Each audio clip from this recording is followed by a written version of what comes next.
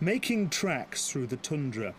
Part of this region's name, Yamal, means in the local language, the end of the earth. And for centuries it's defied all attempts at permanent access. In central parts of Russia, if you want to go somewhere, you just get in a car and go. But here it's impossible. You have to wait for the river to thaw or take a plane. It's very difficult when you're separated from the rest of the country. The surface is blasted by blizzards in winter and melts into swamps in summer.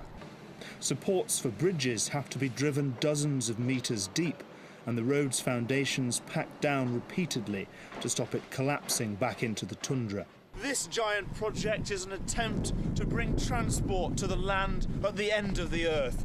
But it's not the first time, and previous attempts have left a shadow over the whole region.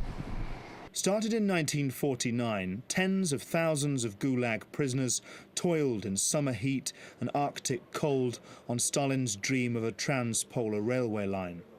Conditions were brutal, and thousands were worked and starved to death or shot by their captors. They'd take people away for refusing to work, or for saying even a couple of words about Stalin. They gave us our prisoners and sent us here to watch over them building this railway. Had we refused, they would have shot us as well. In 1953, the project was abandoned. Built without any proper heavy equipment, the unfinished track and embankments quickly subsided back into the tundra. All that's left now are a few bridges, rotting barrack buildings, and the long shadow of this corner of the Gulag Empire.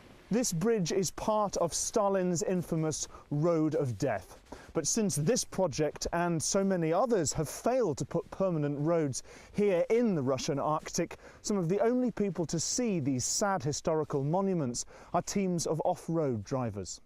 Yevgeny and his companions try to penetrate some of the furthest reaches of this vast tundra landscape. They've seen abandoned villages, polar mountain peaks, and even a settlement that had never been reached by wheeled vehicles before. Once you arrive in this area, you begin to see the world in a very different way. These places are damned. With enormous gas and oil reserves discovered in the far north, the commitment has been made to put huge money and resources towards road and rail building this time. But there's a lot of work ahead before Russia's Arctic yields any of its vast isolation. Tom Barton, RT.